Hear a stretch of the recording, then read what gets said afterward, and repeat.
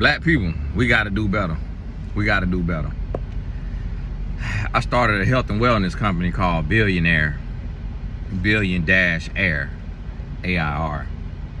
And I started a fintech company called Friendland, and we still building the site. I might let you join me.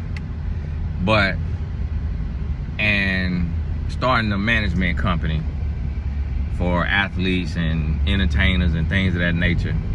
I'm throwing that out there just to give you a couple of ideas. But because one thing I noticed is black people, we so scarcity minded that if we see somebody do one thing and it's successful, then everybody in the world got to do it. I just saw a podcast, former NBA player, I don't know, maybe a media person, and I'm like, man, is every black American gonna do a podcast now? It's like, can we just let pioneers be pioneers and then we find something else to do? Like, we don't need 1 million podcasts. It's sell shoelaces, sell soulless shoes, sell hats, sell earpods.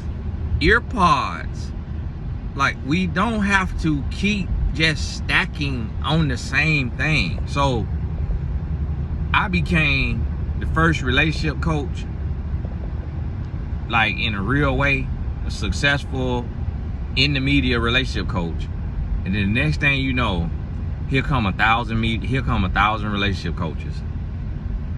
Next thing you know, right after that, here at first it was Rob Hill Sr. He was the next person, and then after that it was Stephen Speaks, and then after that it was Derek Jackson, and then those were just the big names, and then after that it was just a lot of little minions that just came, and then it became not relationship coaches but just relationship commentators, just people who do all relationship content, all relationship podcasts, all relationship reaction stuff, all relationship YouTube stuff, and just milking the relationship space.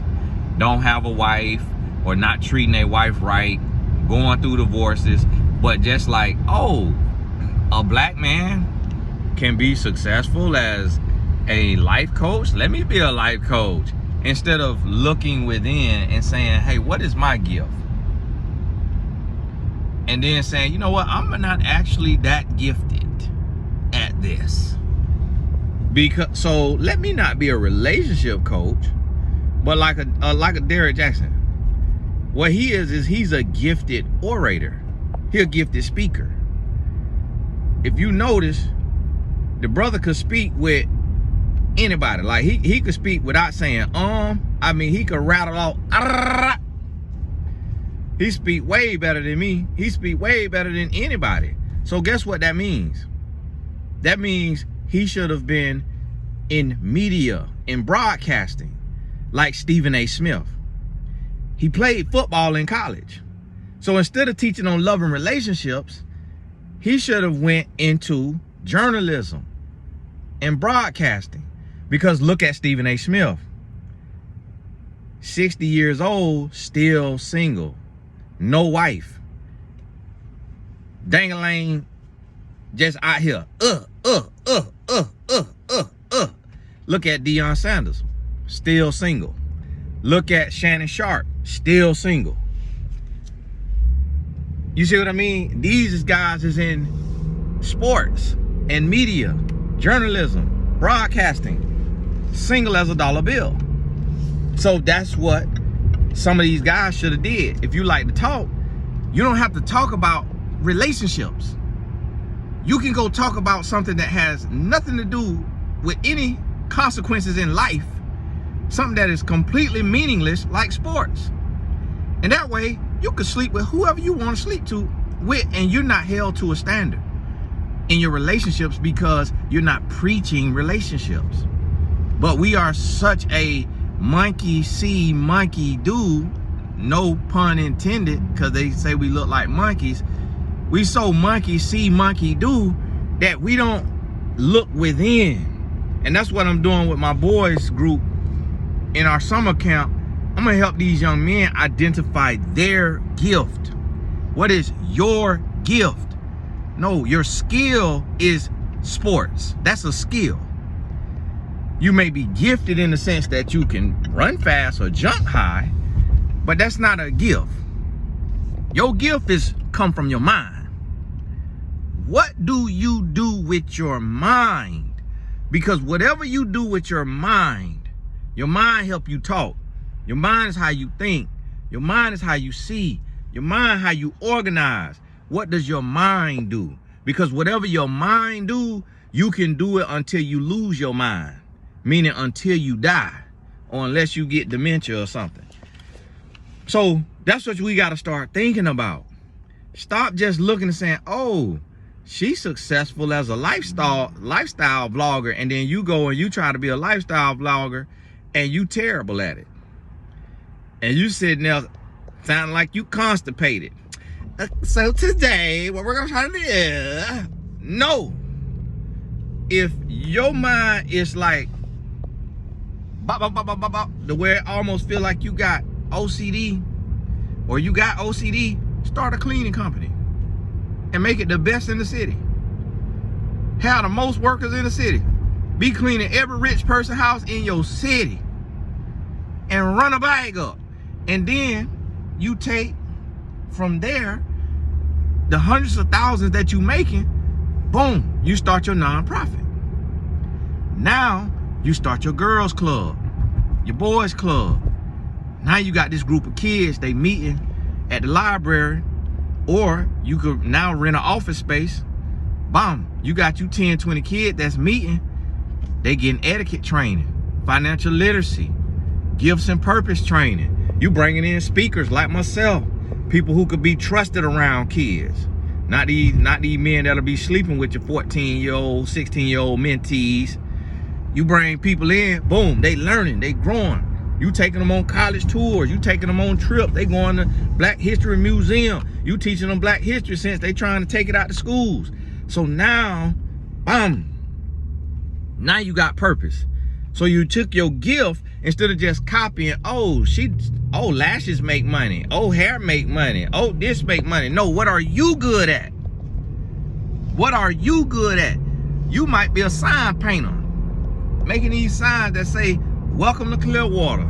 You might be a shoelace strangler. You might be a soul cleaner. You could be a fence maker. Like, stop just looking and saying, oh, that make money, let me do that. Don't do nothing for money. Do it based on your gift. See, I can speak on love and relationships because God has given me a gift to be able to get married to one woman and be faithful to that woman. So I can come out here and speak on love and relationships because I don't need to go cheat on my wife. So I could teach on love and relationships. I can serve my wife without ego, meaning I can love her the way Christ loved the church.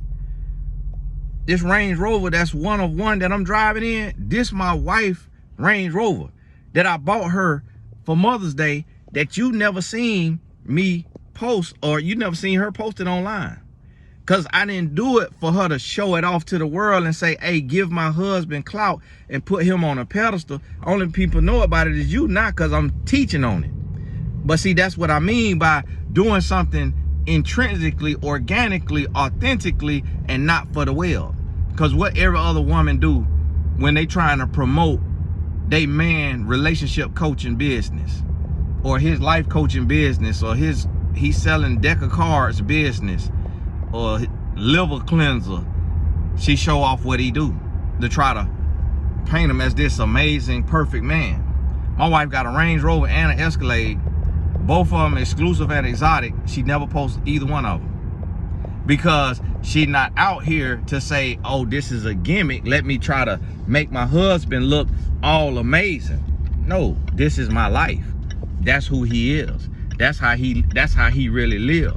He want to get it out the mud. He want to do it authentically. He want to be open and honest and transparent. He want to do it the right way. I don't have to get online and try to do this and do that and do this and do that to try to make him money. I ain't got to tour with him. I ain't got to do a podcast with him. See, when you really do something and it's authentic, you don't have to have games and gimmicks. You ain't got to do all of that. You able to just be you and just do you. You ain't got to have the games and the gimmicks when you doing stuff the right way. And so that's what got to be understood is, but see what we got going on out here is we got a bunch of frauds.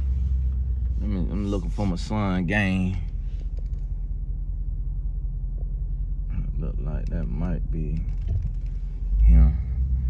I was about to take privilege and get in one of them handicap spots, but I've never done that because the Lord be dealing with my heart on a personal level. Man, that spot beside my wife looks so small. That spot looks so small. Let's see, she's driving, and then it's a truck beside her. I'm not finna do it. Man, I'm finna have to walk a mile. See, when you walk with the Lord, you can't even take an illegal parking spot. You can't even do it. You got to do the right thing, man. You got to do the right thing. Come right on over here to my spot where I be at. And so I want you to understand that we got to do better. We got to do better. We got to start, and see, that's why it's like now everybody and their mama want to do a podcast. Some people can't even talk. Getting on the podcast with lisps, got accents, stutter. It's like, no. That's not your gift. The Lord didn't call you to overcome your challenges like that. Oh, take that list and sit down and draw. You don't have to become a professional talker to overcome that list. Embrace that list and draw. Paint. Color. Sew. Come on now. Hey, here Tony, guys. God bless you. Got to get on out here for the game.